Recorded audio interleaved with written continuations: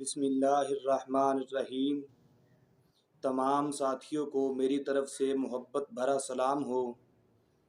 دوستان محترم، آج میں آپ تمام حضرات سے ایک ایسا واقعہ شیئر کرنا چاہتا ہوں، ایک ایسا اچھی زندگی گزارنے کا طریقہ کہ جب بندہ اس پر عمل کرے گا تو رب کائنات رب جل جلالہ اس بندے کی زندگی میں پھولوں سے بھی زیادہ حسین و جمیل بنا دے گا۔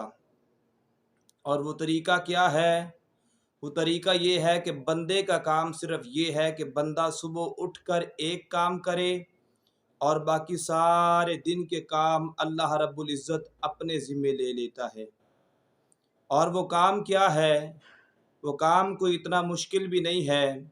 ایک کام بندے نے کرنا ہے سارے زندگی کے، یعنی جب وہ روز یہ کام سے اپنے دن کا آغاز کرے گا تو باقی سارے دن کے معاملات جو ہیں وہ اللہ رب العزت اپنے ذمے لے لیتا ہے۔ تو یہ ایک بندہ مومن کے لیے بڑے مقام اور مرتبے کی بات ہے۔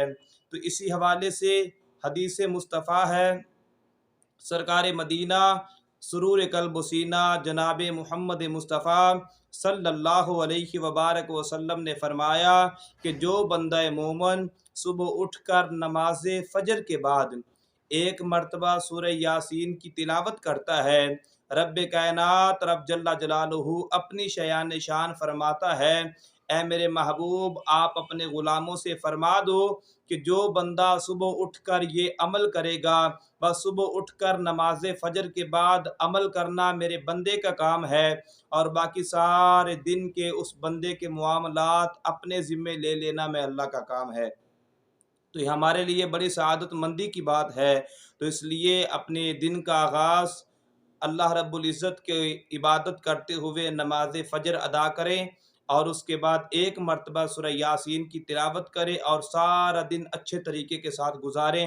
اللہ رب العزت ہمیں قرآن و سنت کے عین قید کلیہ کے مطابق زندگی گزارنے کی توفیق عطا فرمائے، 5 وقت کی باجماعت تکبیر اولیٰ کے ساتھ نماز ادا کرنے کی توفیق عطا فرمائے۔